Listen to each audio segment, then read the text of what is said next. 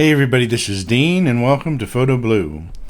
Today I'm going to go over some tips and tricks with using layers and masks in Luminar Neo. Some of these things will apply to other editing software as well, but each editing software has slightly different ways of handling layers and masks. So that's just something to be aware of. But some of the tips in here will actually apply to other programs as well. I'm not going to try to make each mask perfect in this particular example because it takes a while sometimes to go over the fine details, but you can always take a brush and add and subtract to a mask to perfect it. So we're going to start out with this base image right here. It's an interesting kind of image. At first I thought this was a really huge cave, but if you look over here to the right, these are just like normal sized leaves right here. So this isn't like one of those huge caves you see sometimes on islands. It's a smaller cave actually. So the first image I'm going to add is this one right here, and let's take the opacity of it and bring it up all the way. So right here we want to add this guy to the scene. So the first thing I'm going to do is go to masking, and I'm going to click on AI, and then I'm going to click on human, and you can see here where it's masked off. It actually did a very good job on this because this guy was in front of just a single color of background, so it was able to select him very easily. Now one thing we may want to do here is we may want to move him around. Like for instance, there's this branch right here. We probably want to put him in front of that. But I think he's a little big, so we're going to hold shift and click on the corner here and reduce the size of this photograph a little bit. Make sure he's over this. And we'll just sit him right here. Now, one thing to remember right now, Luminar Neo, they're still working on masks and layers, so there are a few quirky things still in it, and there are also some features that they're going to add, and there's also probably some improvements to some of the tools in here. So that's just something to be aware of. If you're watching this video in the future, they may have already fixed some of this stuff. Alright, so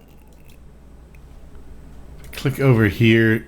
I'm going to click over here to edit and back to tools to get rid of that outline of the picture. And so now it has the top layer selected, but it doesn't have the outline. So that allows us to actually magnify the image, and it gives us this little hand that we can move it around. If we don't do that, we would have an outline of the image in blue, a blue square, and then we could move the images relative to each other. So the next thing we're going to add is we're going to go over here. Didn't mean to do that, so I'll remove that. Next thing we're going to do is we're going to go over to this image right here. We are going to once again adjust the opacity of it, and so each layer we can process as though it's a separate picture. So there's a few things we want to do on this. First of all, there's a phone line on here. So what we want to do is go down here to erase, and we're going to click on remove phone lines. It's going to take it a minute to calculate it out and look for all the phone lines in the photograph. So you can see there was a power line here. It's now removed. So that's a really nice feature. Now let's go back up here to layer properties and masking, and let's use the mask AI, and we're going to try a few things. So let's say we try architecture. So it brings that out, but it doesn't get the whole thing in here. Let's add transport to that. So it's brought this in on transport. And let's look for natural ground, and then man-made grounds. So it's brought a bunch in here, but we would have to add some mask in here with a brush. Also notice that the edge of this is a lot closer, at least in parts. Now we're going to try another way, and you'll notice the difference in the edge. The edge is pretty good on most of this. It needs some touch-up. So if we undo this, and then go back to opacity and bring it back up to full, the phone line is still removed, so we don't need to redo that. So we'll go back to masking again, and what we're going to do is we're going to go to sky. And it's a little bit softer around the edge on this one. So this type of thing works better and less better in some photographs, or with some photographs. So we're going to click off to another layer and back to this layer. And then we're going to go to masking again, and we're going to go show, and then we're going to go invert. And we've cut out the sky and left everything else. It still has kind of a fuzzy line here, and it may be even a little more fuzzy. It does that. The difference between leaving a fuzzy line and a really sharp line is a fuzzy line tends to blend in better. But there can be some problems with that because, for example, in this picture, if we click off show, you'll see the fuzzy line around it is very bright blue. Now, if we were just going to replace that with another blue sky, it would blend right in to the picture. So one thing we could do is zoom in here and take a brush and take this out, or take some of it out. So if we took a brush and click on erase,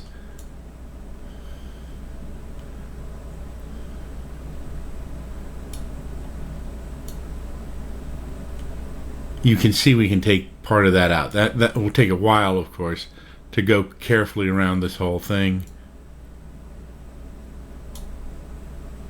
and take out what we don't want.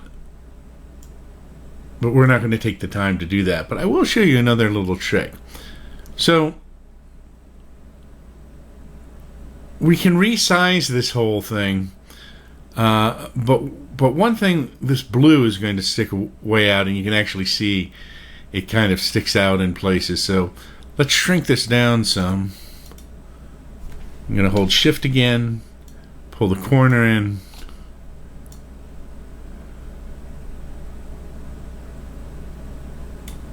If we put this down here, the edge isn't really too bad, but you can see, if we move this over to here, against the rock, we can really see that blue.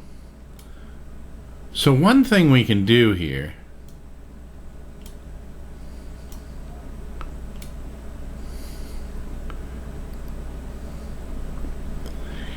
is we can go down to color right here, and HSL,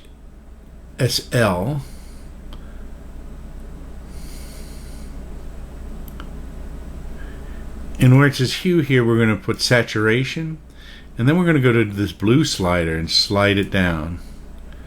So you see it turns it to gray, and gray will probably blend in a little better with this cave, so we don't have to do as much work on it.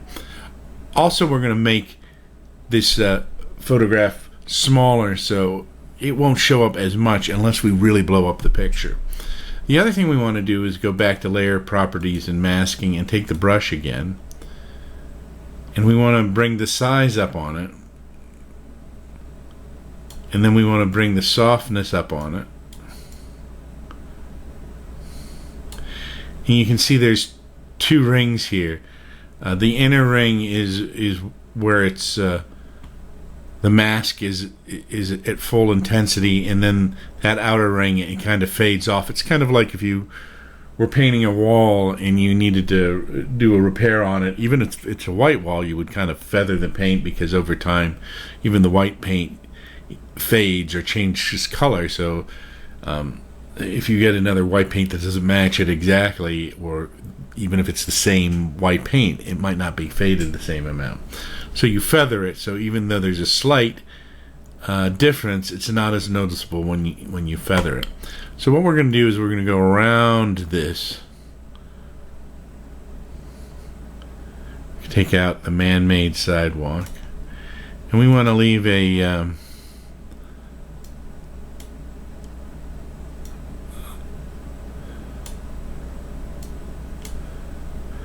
soft edge around it and kind of round it off in spots down here. I'm going to go ahead and take that predominantly off. Now, so what we're going to do next, there's this right down here we need to get rid of. So what we're going to do next is click on another layer, back on this layer, so we get the blue outline. We're going to hold shift. We're going to reduce this.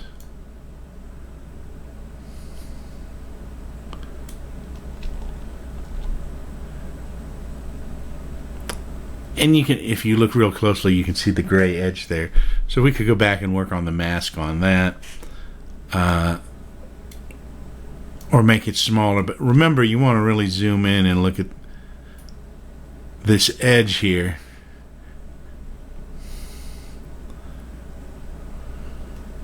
When you're doing the final, because if you blow the picture up really big, it's going to be more noticeable.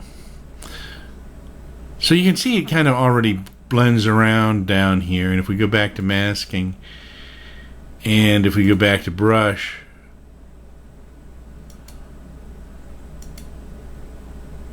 we can take a little more off of there and kind of make it blend in. So the ground even blends in here, and it particularly blends in with this color right here. So that just looks like a continuation. So it looks like we have a little house down here and this guy up here. But we've already pointed out there's some problems with this particular layer or this photo, where we would probably want to go and adjust this a lot better. So one thing when you're doing different layers and combining different photographs, you want to look at whether you need a hard edge or a soft edge. Generally, as I said, you want a soft edge that will blend into something. But when you have a soft edge that blends in, if it's sky, for example, and you have a blue edge around the thing, it's less likely to blend into a sky that's more gray. It's going to be more obvious. And vice versa. If you have a very gray sky, it might show a line there. So you want to be aware of that and pick photos that kind of match each other or blend really well. So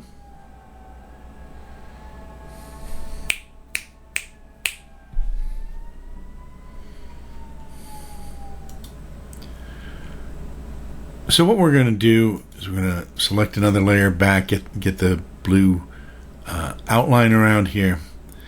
And I'm going to actually right click on this and remove this layer. We're going to totally get rid of that now. I'm going to click to edit and back to tools, so we get rid of those outlines. I don't know of another way to do it, and I don't think there's another way to do it yet in Luminar Neo, but probably in the future there'll be an easier way to click on something or hit a key to do that. So I'm just showing you the way that I figured out how to do it with the current version. Alright, so if I hit plus here, I'm going to select this image, which is a door. Now, I'm going to make it increase the opacity on it. And in this case, I could try different masking here, like I could try the AI masking and see what it would bring out. But I'm going to just do the brush on this, because it's going to be pretty simple. So I'm going to take this brush and, first of all, let's make the brush size a lot bigger.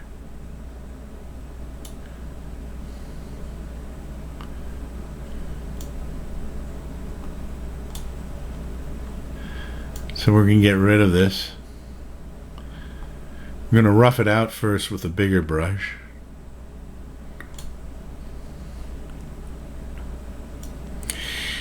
And remember also we have kind of a soft edge here.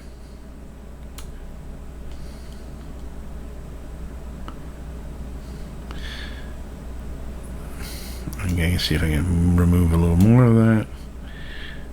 Our idea is we're going to blend it in, so we want to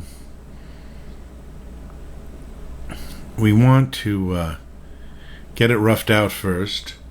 Then we're going to go in and change the size of the brush down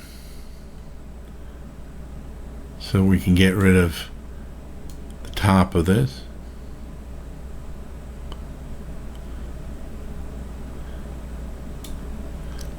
Now my idea is just to leave enough here so that it blends in. I'm not trying to get a really sharp edge here because we want it to blend in. We're going to reduce the size of this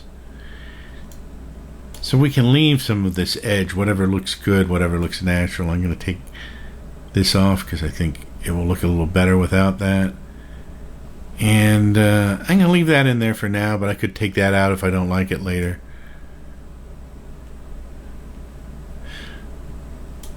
So each pass, we start with roughing it off, and then we get a little closer in, and we take out things that we think are going to look better. But remember, we're leaving a little bit of a soft edge around it. And then once we get it in position, we can fine tune it if we need to. So what I'm going to do is click on a different layer and back on. So I have this, hold down Shift, reduce the size some. And then we're going to click on Edit, back to Tools. That way we can zoom in and move it around. If you don't do that and it has the blue outlines around, if you try to move things around, it actually moves the relationship between the different layers. So there's a really hard edge down here that we don't want. We're going to go back. Oops, we're going to go back to Layer Properties, and we're going to go back to Brush, and then we're going to just pull this out.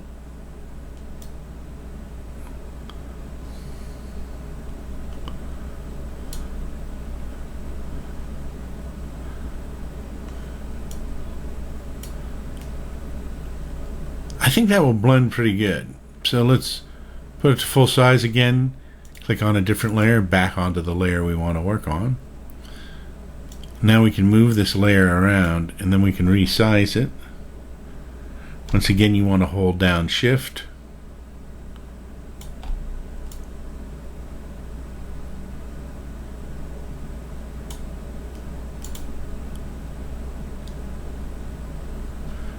Click on a different layer. Click on Edits, back to the layer that we want.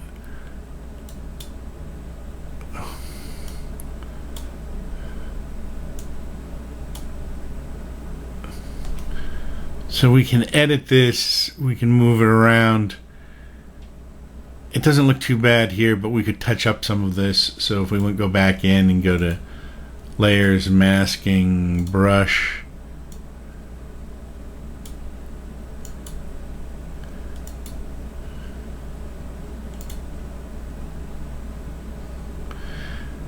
that looks pretty good.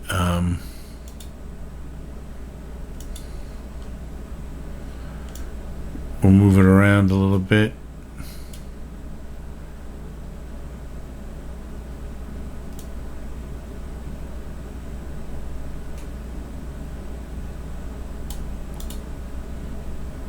Pick a place where we think it looks best.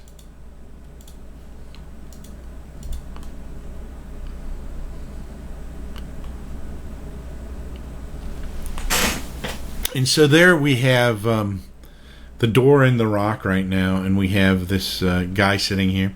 There's a little bit of an edge around him, which is something that you could go in and mess with the mask somewhat with, or you could pick a different picture that the edge blended a little bit better than this.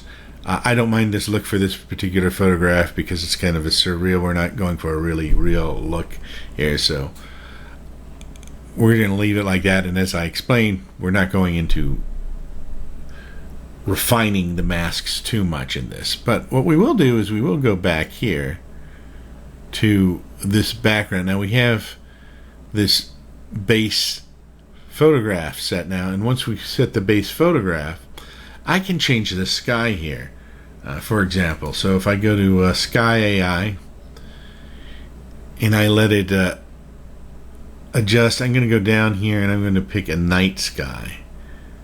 I think I'll pick this one. I think that's the one I decided looks good.